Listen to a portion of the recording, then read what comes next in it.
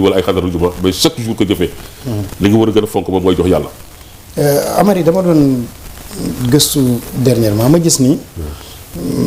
ça fait 48 ans que Maolana Cheikh Ibrahima Niass dëddu àdduna. 90 ans Borom Touba. 100 ans El Hadj Malick Sy radiyallahu taala anhu. mais ma ni nan la mbir bi demee un siècle après mais ba léegi ñoom ñu des ci xol yi mu mel na suñu ay contemporains la ñu. wallaahi. comment l'expliquer?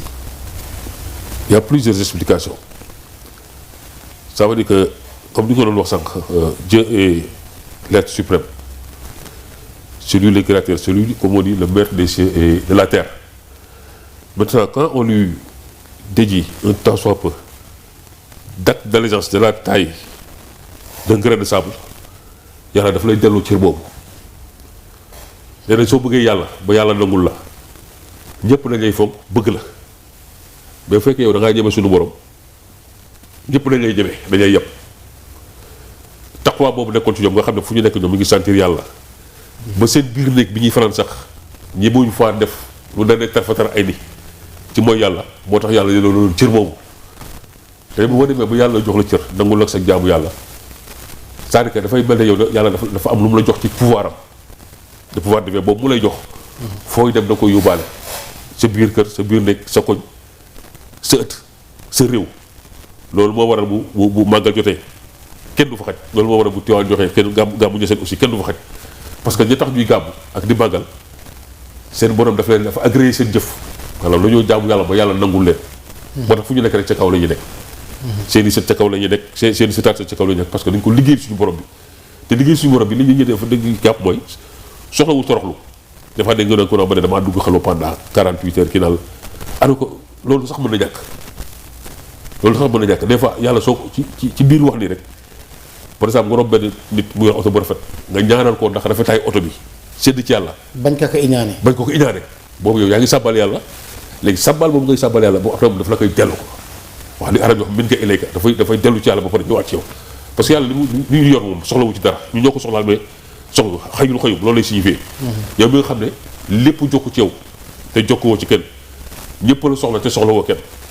kooku soo ko joxee cër mu ne tarfatara ay dala koy delloo moo tax ñoom ñu am li ñu am jaamu yàlla ba yàlla nangu leen ñu am li ñu am képp ku jaar seen tànk tamit mën nga am sax baraw li ñu am parce que yonent bi rek lañu mënatul jur mais bu jigéen bu ko neexee bu doggale man damay jur wàllu de par le comportement jigéen mën na lool jigéen mën na ko bu la wóoree yow muy de yoon mi nga dëgmal yoonu laal la di nga sellal même fu sa borom kër nekkul doo fa mooy yàlla doo jëw doo fen ci lépp suñu borom la mën ngaa waat ne mën nga nangul sa borom kër ci fànn yëpp mën ngaa waat ne man su ma neexee ma jur wàllu te loolu mën na am ba jamono yu ñu toll ba jamono nangul sa borom kër wallaahi la soumission totale pas pour écraser la femme mais mu nekk sa décision bopp dëgg la nga nangul sa borom kër wallaahi pour ëllëg mën a am doom yu baax liggéey ko ci biir kër gi wéetal sa borom crainte révérentielle topp ko normalement yooyu bu su nit jaaree gëm nga ni que ni mën na egg ba am yenn martaba yi maam Alaaji Rawane Ngom ba nga ko waxee ne ko ku njulug sa jëkkër yàq say doom dafa ne xëy na loolu nekkul ci cëri mais c'est une réalité qui est difficile à contester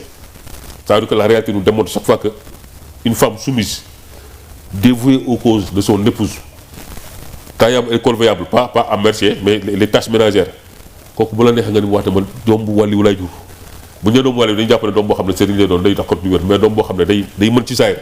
maanaam day am ay ndomba tànk ci wàllu diine tam te kenn du ko ci mën am na fi am na fi sax ñu daje ñu mel noonu te loolu mooy ndamal jigéen en fait loolu mooy ndem moo tax jigéen ñi ko xam dañoo noppalu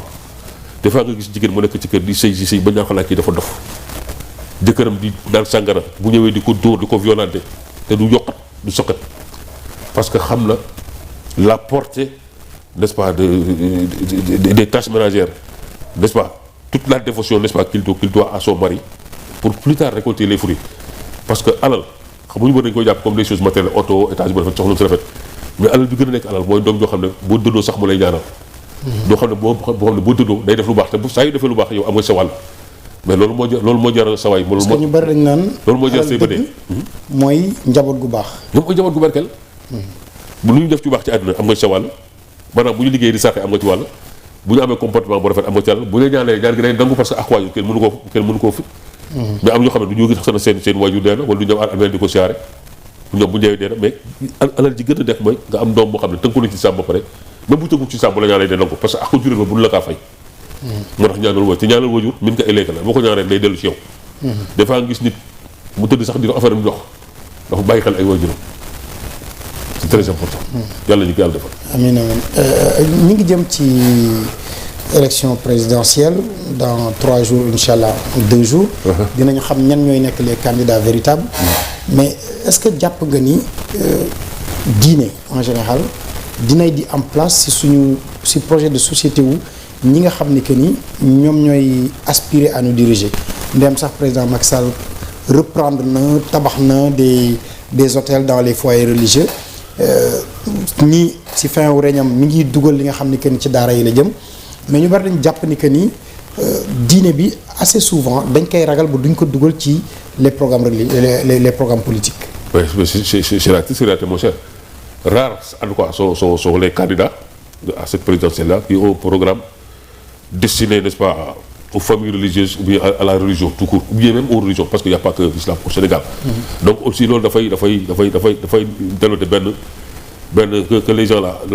ce qui les anime n'est-ce pas c'est les délices, c'est de goûter au délices du pouvoir.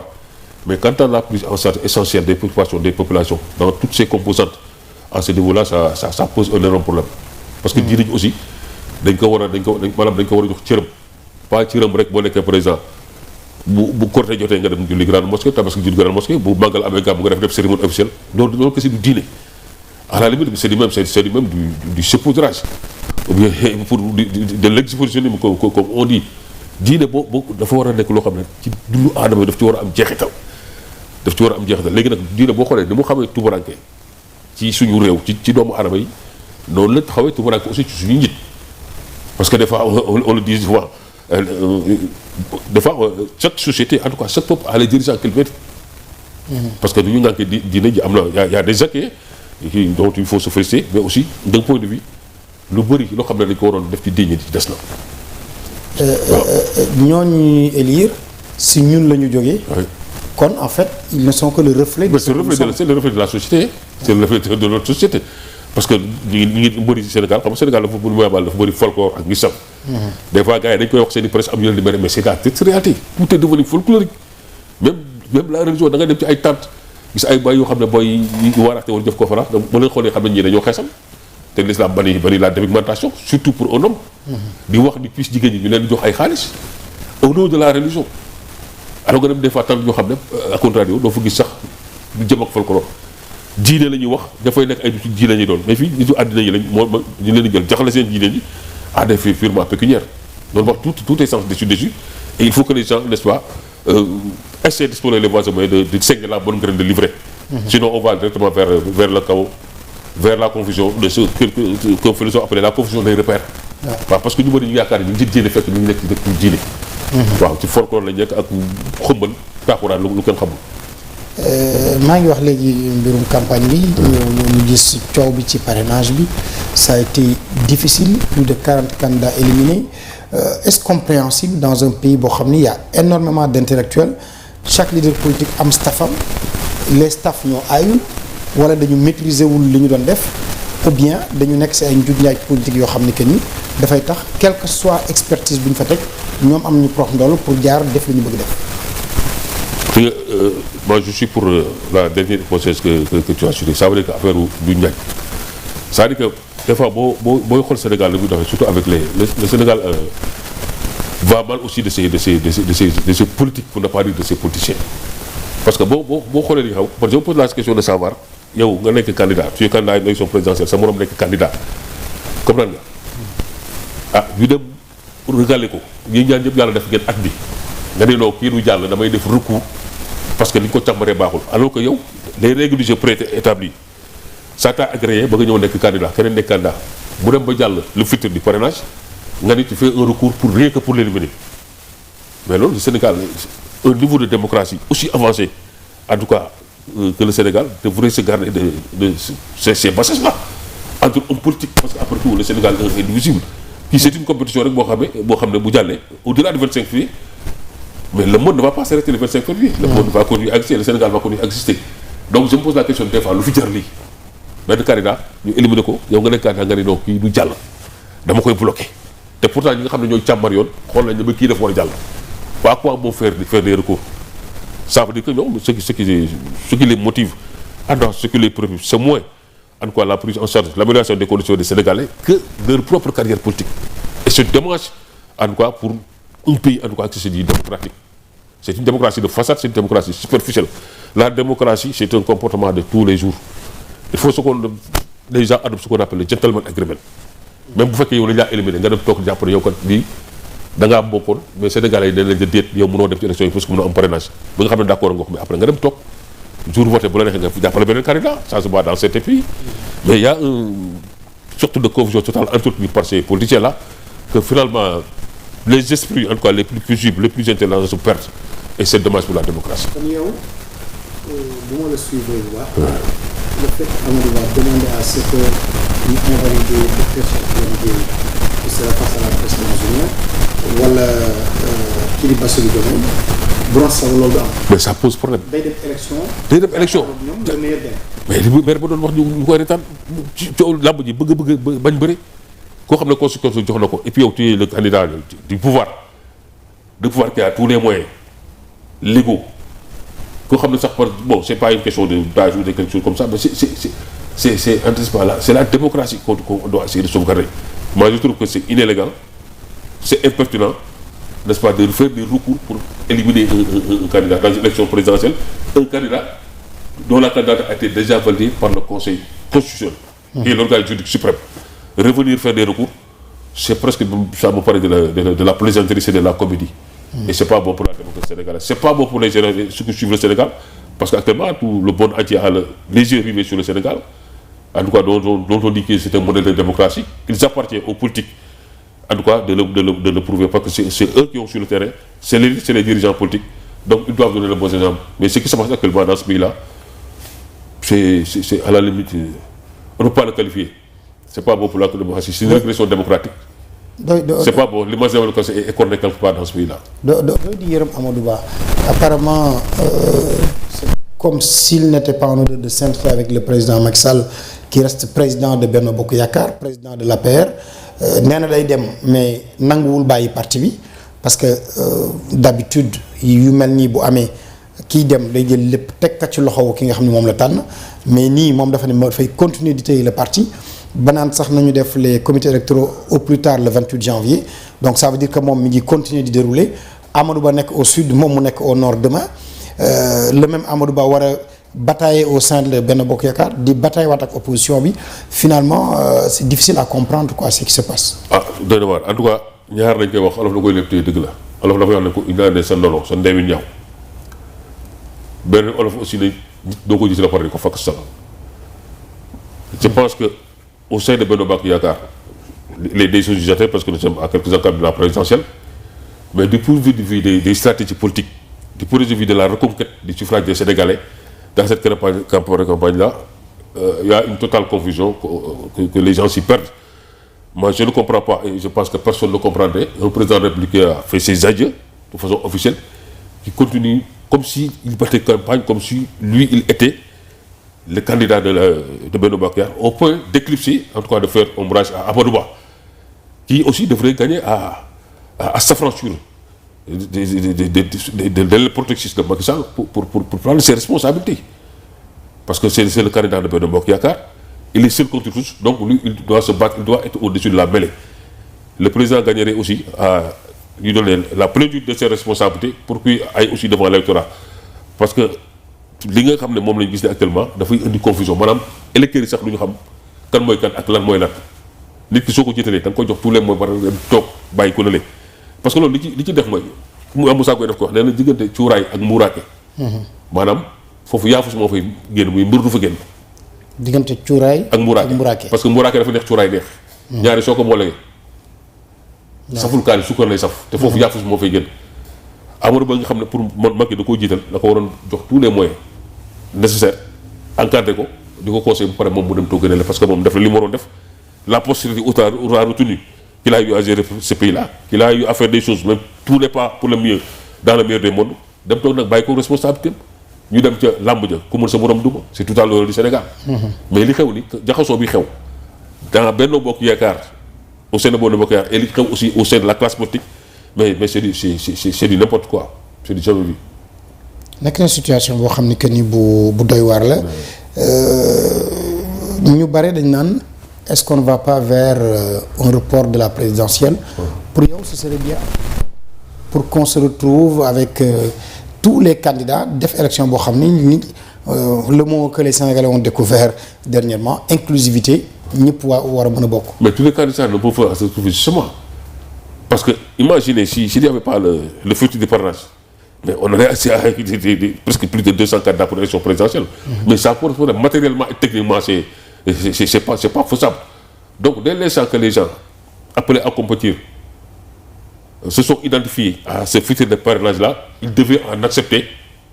les conséquences. C'est-à-dire que se conformer aux décisions du Conseil constitutionnel.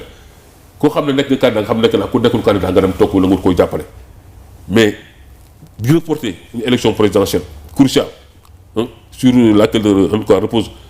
le devenir de ce pays-là, le respect du calendrier électoral aussi est une étape, est un jalon aussi pour la démocratie. Actuellement monde yëpp ñu xool on parle d'observateurs de l'Union européenne ñu toog dañ koy reporter pour une minorité. Je dis bien minorité parce que c'est la classe politique ne représente pas c'est le peuple souverain en tout cas qui au soir du 25 va décider du sort du Sénégal. Donc pour des histoires de compromission sur base souterraine. Pour des considérations carriéristes, reporter une élection présidentielle, c'était une régression démocratique. On doit se conformer aux lois et règlements de ce pays. Dem élection, ku mën sa morom duma, bu ñu voté élection présidentielle kii gën a ñu félicité ko Sénégal delluwaat ci liggéey bi. mais lii comme li nga tuddee woon sànq mooy ay njuuj njaaj pour ñoo xam ne nguur ak nguuru rek moo leen yitteel loolu le Sénégal ne mérite pas ça. Tout à fait. Le Sénégal ne mérite pas ça. Est-ce que le Sénégal mérite qu'on ferme ses universités juste parce que ragal nañu que étudiants yi nekk le creuset bi nga xam ne que ni ñoom ñooy porter la contestation politique. Le Sénégal ne saurait mériter un tel état de fait parce que quoi qu'on dise c'est pas souverainiste mais le Sénégal l'université du Cheikh Anta Diop a produit beaucoup d'éléments en tout cas d'universitaires qui font la fierté en tout cas du Sénégal pour ne pas dire de l'Afrique et du monde entier. Donc fermer cette université-là parce que quelque part on crée la violence ça pose aussi problème. L'État doit rester fort, l'autorité de l'État doit prévoir dans tous les domaines d'actes de la vie, même si on est à la veille d'élection présidentielle, il appartient aux autorités de ce pays-là de prendre les dispositions nécessaires pour que ceux qui veulent étudier et ceux qui sont les photos de tout qu'on essaie en tout cas de tuer l'œuf avant que ça ne dégénère. Mais fermer une université, ce n'est pas la bonne formule. Ce n'est pas la bonne formule parce que tu as été étudiant, nous faisions la philosophie ensemble. Il y a une relation des fois fusionnelle entre le cadre même dans lequel l'étudiant doit manifester ses connaissances, doit faire valoir ses compétences et l'étudiant lui-même faire des cours à distance, peut-être que c'est les nouvelles technologies de l'information et de la communication, mais c'est pas toujours bon. Peut-être que c'est un mal nécessaire et peut-être que les gens sont obligés d'y conformer. Est-ce que c'est plus intéressant d'être en présentiel? Ouais. En présentiel. heure julli nga dem sa jàkka ji imam Sow imam ñaa jiite la nga mën a dugg ci bibliothèque bi boo waree jël kasetu ñoom aadi Hizbut Tarqiyyah nga jël boo bëggee dem bibliothèque universitaire nga dem dugg ci restaurant bi heure añ le soir nga dem terrain basket. Bon, c'est des choses ça c'est la vie étudiantine.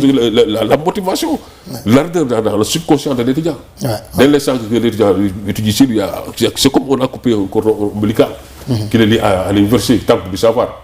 Je dis toujours que jour bi Moussa Archidini di song le palais présidentiel fekk na ñuy def cours ak Massaër Diallo. te terewul le lendemain mais les gens sont repartis. Absolument. Voilà. Oui. donc tey bàyyi université mu nit ñi di jàng. ñi bëgg def politique. ba pare ñu garantir les franchises universitaires. moo ëppoon doole c'est plus pertinent. C'est la meilleure solution. C'était la solution la plus idoine. Donc c'est ça et puis comme on dit gouverner c'est prévoir. Il y a eu beaucoup de gestions qui sont passées au Sénégal donc il devrait faire encore des cas d'école pour que les autorités prennent les mesures nécessaires pour permettre aux étudiants qui le veulent d'étudier dans des conditions optimales de réussite. Alors on parle de l'université linké ko ak les élections. Je voudrais en profiter pour extrapoler un peu parce que la situation